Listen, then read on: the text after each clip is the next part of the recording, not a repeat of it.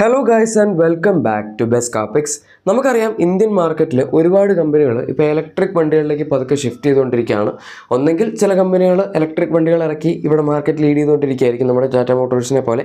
അല്ലെങ്കിൽ ഈവൻ MGയും ഒരു എക്സാമ്പിളായിട്ട് പറയാം, കാരണം അവർ ഇഷ്ടംപോലെ ഇലക്ട്രിക് വണ്ടികൾ ബാക്ക് ടു ബാക്ക് ഇറക്കിക്കൊണ്ടിരിക്കുന്നുണ്ട്. ഇനിയിപ്പോൾ ഒരു പുതിയ വണ്ടി വരുന്നുണ്ട് ഈ വർഷം പകുതിയൊക്കെ ആകുമ്പോഴേക്കും. എന്തായാലും ഈ ഇലക്ട്രിക് വണ്ടികളുടെ റേസിൽ ഇതുവരെ പങ്കെടുക്കുകയും ചെയ്യാത്ത രണ്ട് കമ്പനികളാണ്, രണ്ട് ജാപ്പനീസ് കമ്പനികളാണ് നമ്മുടെ സുസുക്കിയും അതുപോലെ തന്നെ ടൊയോട്ടയും. ഇൻ്റർനാഷണലി സുസുക്കിക്ക് അങ്ങനെ പ്രത്യേകിച്ച് ഇലക്ട്രിക് വണ്ടികളൊന്നും ഇല്ല. ടൊയോട്ടയ്ക്ക് പിന്നെ BZ4X എന്ന് പറഞ്ഞ വണ്ടിയൊക്കെ ഉണ്ട്, പക്ഷേ അത് അവരുടെ ആദ്യത്തെ ഇലക്ട്രിക് വണ്ടിയായിരുന്നു. ഇന്ത്യയിൽ ഇതുവരെ ടൊയോട്ടയും ഇലക്ട്രിക് വണ്ടിയൊന്നും ഇറക്കിയിട്ടില്ല. പക്ഷേ കഴിഞ്ഞ വർഷം അവസാനമായപ്പോഴേക്കും, ഡിസംബർ ലാസ്റ്റൊക്കെ ആയപ്പോഴേക്കും, ടൊയോട്ട അർബൻ SUV കോൺസെപ്റ്റ് എന്ന് പറഞ്ഞ ഒരു വാഹനം കാണിച്ചിട്ടുണ്ടായിരുന്നു. ഇത് നമ്മുടെ മാരുതി സുസുക്കി EVX 2023 ഓട്ടോ എക്സ്പോയിൽ കാണിച്ച ആ ഒരു വാഹനത്തിൻ്റെ ഓൾമോസ്റ്റ് സിമിലർ ഡിസൈനൊക്കെ തന്നെയാണ് ഷെയർ ചെയ്യുന്നത്. അതായത് നമുക്ക് പറയാം, ഇനി വരാൻ പോകുന്ന ടൊയോട്ടയുടെയും മാരുതി സുസുക്കിയുടെയും കൊളാബറേഷനുകളുടെ SUVകളിൽ അതിൽ ടൊയോട്ടയുടെ SUV കാണാൻ ഏകദേശം ഇതുപോലൊക്കെ ഇരിക്കുന്നു. ഇതിന് ഡയമെൻഷൻസ് ഒക്കെ അവർ പുറത്തു വിട്ടിട്ടുണ്ട്. ബൈ ദ വേ, നിങ്ങളിപ്പോൾ കണ്ടുകൊണ്ടിരിക്കുന്ന ഒരു കോൺസെപ്റ്റ് മോഡലാണ്. ഇത് റിയൽ ലൈഫ് പ്രൊഡക്ഷൻ സ്പെക്ക് അല്ല, പക്ഷേ ഇതിൻ്റെ പ്രൊഡക്ഷൻ സ്പെക്ക് മോഡൽ മാരുതി സുസുക്കിയുടെ വേർഷൻ ഇപ്പോൾ ഇവിടെ ടെസ്റ്റിംഗ് ഒക്കെ സ്റ്റാർട്ട് ചെയ്തിട്ടുണ്ട്. നമ്മുടെ ഇന്ത്യൻ റോഡ്സിലൂടെ ആ വാഹനം കംപ്ലീറ്റ്ലി ബ്ലാക്ക് ക്യാമഫ്ലാജ് ഒക്കെ വെയർ ചെയ്ത് റൺ ചെയ്യുന്നതായിട്ട് കാണാൻ പറ്റും. ടെസ്റ്റിംഗ് നടത്തിക്കൊണ്ടിരിക്കുന്നതാണ്. അതിൻ്റെ ഹെഡ്ലൈറ്റ്സും അതുപോലെ ഈവൻ ആ വണ്ടിയുടെ ഇൻറ്റീരിയർ ഒക്കെ പുറത്തുനിന്ന് അവിടെ നിന്നൊക്കെ ലീക്കായിട്ടൊക്കെ വന്നിട്ടുണ്ടായിരുന്നു. അതിൻ്റെ അകത്ത് ഇൻറ്റഗ്രേറ്റഡ് ആയിട്ടുള്ള ടച്ച് സ്ക്രീനൊക്കെ നമുക്ക് കാണാൻ പറ്റിയായിരുന്നു. എന്തായാലും ടൊയോട്ടയുടെ കേസിലേക്ക് വരികയാണെങ്കിൽ ഇതിൻ്റെ അകത്തേക്ക് രണ്ട് കമ്പനികളും സ്ഥിരമായിട്ട് ചെയ്യുന്ന പോലെ തന്നെ ഡിഫറൻഷ്യേറ്റിംഗ് ഫാക്ടർ ഡിസൈൻ്റെ കാര്യത്തിലുണ്ടാവും. പക്ഷേ നമ്മൾ ഗ്രാൻഡ് വിറ്റാര അതുപോലെ ഹൈ റൈഡറിൽ കണ്ടല്ലോ, ആ ഒരു ടൈപ്പിലൊക്കെ തന്നെ ആയിരിക്കും ഇതിനകത്തും വരാൻ പോകുന്നത്. ഇതിൽ അതിനേക്കാൾ ഒരു ഇത്തിനോട് കൂടുതലുണ്ടാകുമെന്ന് പറയും. കാരണം ടൊയോട്ടയുടെ ഇലക്ട്രിക് വണ്ടികളുടെ ഡിസൈൻ പൊതുവെ കുറച്ച് വ്യത്യാസമുണ്ട്. അത് ഇവരുടെ ഇപ്പോൾ ലേറ്റസ്റ്റ് വണ്ടികളൊക്കെ വരുന്ന എടുത്ത് നോക്കിയാൽ തന്നെ നിങ്ങൾക്ക് മനസ്സിലാവും. ഈവൻ BZ4X എടുത്ത് നോക്കിയാലോ, അല്ലെങ്കിൽ ടൊയോട്ടയുടെ പുതിയ CHR വന്നായിരുന്നു. അങ്ങനെ കുറച്ച് വണ്ടികളുണ്ട്. ഇതിൻ്റെയൊക്കെ ഡിസൈൻ ഏകദേശം ഈ ഒരു പാറ്റേണിലാണ് ഇപ്പോൾ പോകുന്നത്. അതായത് ഒരു C-ഷേപ്പ് ഡിസൈൻ കർവ് പോലത്തെ DRLs ഒക്കെയാണ് അവർ കൊടുക്കുന്നത്. പക്ഷേ മാരുതി സുസുക്കി അങ്ങനെയല്ല, അവർ കുറച്ചുകൂടെ വലിയ ഹെഡ്ലൈറ്റ്സ് ആണ് ടെസ്റ്റ് ചെയ്യുന്ന മോഡലിൽ കൊടുത്തിരിക്കുന്നത്. ഇത് കുറച്ചുകൂടെ സ്ലീക്ക് ഹെഡ്ലൈറ്റ്സ് ആയിട്ടാണ് നമുക്കിപ്പോൾ കാണാൻ പറ്റുന്നത്. പ്രൊഡക്ഷൻ വേർഷൻ അല്ല, കോൺസെപ്റ്റ് ആയതുകൊണ്ടാണ് കുറേ സ്ലീക്ക് ആയിട്ടിരിക്കുന്നത്. പക്ഷേ എന്നാലും പ്രൊഡക്ഷനിലേക്ക് വരുമ്പോഴും ഏകദേശം ഈ ഒരു രൂപം പോലൊക്കെ തന്നെ ഇരിക്കും എന്ന് നമുക്ക് വിചാരിക്കാം. എന്തായാലും ഈ ഒരു കോൺസെപ്റ്റ് മോഡലിന് ഡയമെൻഷൻസ് ടൊയോട്ട പുറത്തുവിട്ടിരിക്കുന്ന ഞാൻ പറയാം. ഇതിൻ്റെ ലെങ്ത് വരുന്ന 4.3 മീറ്റേഴ്സ് ആണ്, 4300 മില്ലിമീറ്റേഴ്സിൻ്റെ അടുത്തായിരിക്കും എന്നാണ് പറയുന്നത്. അതായത് ഏകദേശം നമ്മുടെ ഒരു ക്രെറ്റ സെൽട്ടോസ് ആ വണ്ടികളുടെയൊക്കെ സൈസാണ്. Correct 4.3 metres. ഒരു അബോ ഫോമറ്റ് കോമ്പാക്ട് SUVയുടെ യൂഷ്വൽ സൈസ് ഇത് തന്നെയാണ്. പിന്നെ ഇതിൻ്റെ വിഡ്ത്ത് വരുന്ന 1820 മില്ലിമീറ്റേഴ്സ് ആണ്. എഗെയിൻ അബോ ഫോമറ്റ് കോമ്പാക്ട് SUVസിൻ്റെ സെയിം വിഡ്ത്ത് തന്നെയാണ്. ഹൈറ്റ് 1620 മില്ലിമീറ്റേഴ്സ് ആണ്. പിന്നെ വീൽ ബേസ് അത് തീർച്ചയായും വളരെ കൂടുതലാണ്. 2700 മില്ലിമീറ്റേഴ്സ് ആണ് EVXന് വീൽ ബേസ് ഉണ്ടാകുന്ന മാരുതി സുസുക്കി പറഞ്ഞിരുന്നത്. ഈ വണ്ടിക്കും സെയിം സ്പെക്ക് തന്നെയാണ് അവർ പറഞ്ഞിരിക്കുന്നത്. അതായത് വീൽ ബേസിൻ്റെ കാര്യത്തിൽ പ്രത്യേകിച്ച് വ്യത്യാസമൊന്നും ഉണ്ടാവില്ല. ബാക്കി ഡയമെൻഷൻസ് EVX വെച്ച് കമ്പയർ ചെയ്യുമ്പോൾ കുറച്ച് സിമിലാരിറ്റി ഉണ്ടെന്നേ ഉള്ളൂ. ചെറിയ ചെറിയ വ്യത്യാസങ്ങളൊക്കെ ഉണ്ട്. അതിപ്പം ഈ ബമ്പറിൻ്റെയൊക്കെ ഡിസൈനോ അല്ലെങ്കിൽ ഈവൻ സൈഡിൽ ഒരു ചെറിയ കർവോ അല്ലെങ്കിൽ അങ്ങനെ എന്തെങ്കിലുമൊക്കെ കൂടുതൽ വരുമ്പോൾ തന്നെ വണ്ടിയുടെ ലെങ്ത്തും വിഡ്ത്തും ഒക്കെ ചെറിയ നേരിയ വ്യത്യാസം വരും. അത്രയൊക്കെ തന്നെ ഉണ്ടാവും. 2-3 മില്ലിമീറ്റേഴ്സിൻ്റെ ഒക്കെ വ്യത്യാസം ചിലപ്പോൾ വരുമായിരിക്കും, അത്രേ ഉള്ളൂ. അല്ലാണ്ട് മേജർ ഡിഫറൻസ് ഒന്നും വിഡ്ത്തിൻ്റെ കാര്യത്തിലോ അല്ലെങ്കിൽ ലെങ്ത്തിൻ്റെ കാര്യത്തിലോ ഒന്നും ഉണ്ടാവില്ല.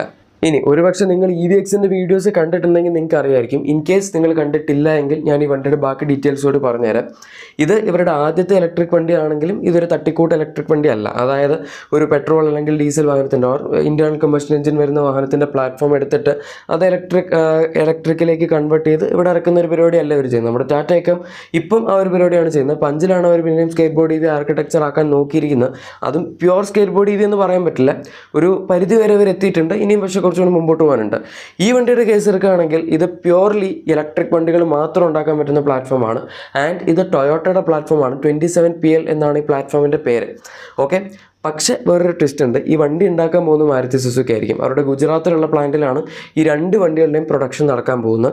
അപ്പോൾ നിങ്ങൾ വിചാരിക്കും അതെങ്ങനെ ടൊയോട്ടയുടെ പ്ലാറ്റ്ഫോം എടുത്തിട്ട് മാരുതി സുസുക്കി വണ്ടി ഉണ്ടാക്കുന്നത് എങ്ങനെ ശരിയാവുന്നത്? പക്ഷേ അത് ശരിയാവും. കാരണം എന്താണെന്ന് വെച്ചാൽ ഈ ഗ്രാൻഡ് വിറ്റാരയും ഹൈ റൈഡറും രണ്ട് വണ്ടികളും മാരുതി സുസുക്കിയുടെ നമ്മുടെ സുസുക്കിയുടെ ഗ്ലോബൽ സി പ്ലാറ്റ്ഫോമാണ് ഈ രണ്ട് വണ്ടികൾ ഉപയോഗിക്കുന്നത്. പക്ഷേ എന്നാൽ ഇതിൻ്റെ പ്രൊഡക്ഷൻ നടത്തുന്ന ടൊയോട്ടയുടെ ബിഡാഡിയിലുള്ള പ്ലാന്റിലാണ്.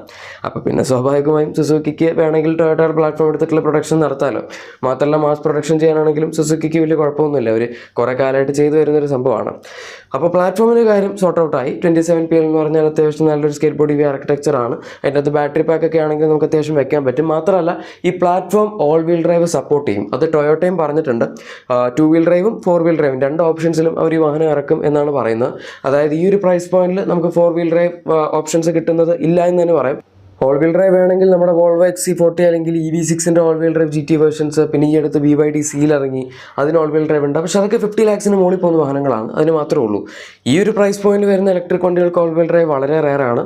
ആൻഡ് ഈവൻ നമ്മൾ അല്ലാണ്ട് ജസ്റ്റ് IC വണ്ടികളിൽ തന്നെ ഓൾ വീൽ ഡ്രൈവ് നോക്കുകയാണെങ്കിൽ ആകെപ്പാട് ഇവരുടെ തന്നെ വണ്ടികളായ ഗ്രാൻഡ് വിറ്റാരയ്ക്കും ഹൈറൈഡറിനും മാത്രം ഓൾ വീൽ ഡ്രൈവ് ഉള്ളൂ. അതായത് ആൾക്കാർക്ക് വലിയ ഡിമാൻഡ് ഇല്ല എന്നറിഞ്ഞിട്ടുള്ള സാധനം അവർ കൊടുക്കാൻ ഇപ്പോഴും തയ്യാറാണ്.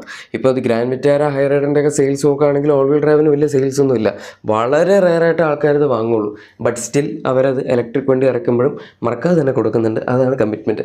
ടാറ്റ സഫാരിയിൽ ഇത്രയും ഫാൻ ഫോളോയിങ് ഉണ്ടായിരുന്നൊരു വണ്ടിയായിരുന്നത്, എന്നിട്ടും അതിൻ്റെ പുതിയ മോണോകോക്ക് വേർഷൻ ഇറക്കിയപ്പോൾ അതിൻ്റെ അകത്ത് 4 വീൽ ഡ്രൈവ് ഒന്നും കൊടുത്തില്ല. ഇനിയിപ്പോൾ ഇലക്ട്രിക് വരുമ്പോൾ അതിൻ്റെ അകത്ത് മിക്കവാറും ഒരു ഓൾ വീൽ ഡ്രൈവ് കൊടുക്കും. ഇനി അത് പോട്ടെ, നമ്മൾ ഔട്ട് ഓഫ് ടോപ്പിക്കിലേക്ക് പോയി. ഇതിൻ്റെ ബാറ്ററി കപ്പാസിറ്റിയിലേക്കൊക്കെ വരികയാണെങ്കിൽ ഈ വണ്ടി നെക്സോണിൻ്റെ കോമ്പറ്റീഷൻ പോലെ ആയിരിക്കില്ല വരുന്നത്. ഏകദേശം MG ZS-EVയുടെ ഒക്കെ കോമ്പറ്റീഷൻ പോലെ ആയിരിക്കും, പക്ഷേ അതിനൊക്കെ കുറച്ചുകൂടി വലിയ ബാറ്ററി സൈസ് ഉണ്ടാവും. ZS-EVയിൽ നമുക്ക് 50.3 kWh ബാറ്ററി പാക്കാണ് വരുന്നത്. പക്ഷേ ഈ വണ്ടിക്കകത്ത് ഇപ്പോഴത്തെ റിപ്പോർട്ട്സ് അനുസരിച്ച് 2 ബാറ്ററി കൺഫിഗറേഷൻ ഉണ്ടാവും. ഒന്നൊരു 48 kWh ബാറ്ററി പാക്ക് ആയിരിക്കും, അതിന് ഏകദേശം 400 കിലോമീറ്റേഴ്സിൻ്റെ അടുത്ത് ക്ലെയിംഡ് റേഞ്ച് വരും എന്നാണ് പറയുന്നത്. ആൻഡ് പിന്നെ വരുന്നൊരു 60 kWh ബാറ്ററി പാക്കാണ്, അതിന് ഏകദേശം 600 അല്ലെങ്കിൽ 550 കിലോമീറ്റേഴ്സ്, അത്രയാണ് അവർ പറയുന്നത്. 550 കിലോമീറ്റേഴ്സിനടുത്ത് നമുക്ക് ക്ലെയിംഡ് റേഞ്ച് വരുമെന്ന്. 550 കിലോമീറ്റേഴ്സ് ക്ലെയിംഡ് എന്ന് പറയുമ്പോൾ 400 കിലോമീറ്റേഴ്സിൻ്റെ അടുത്ത് നമുക്ക് റിയൽ ലൈഫ് റേഞ്ച് കിട്ടുകയാണെങ്കിൽ അത് അത്യാവശ്യം നല്ലൊരു റേഞ്ചാണ്. ഇപ്പോഴത്തെ പൊതുവെ 30 ലക്ഷം രൂപയ്ക്ക് താഴെയുള്ള വണ്ടികൾക്കൊന്നും കിട്ടാത്തൊരു സംഭവം തന്നെ അത് തന്നെയാണ്.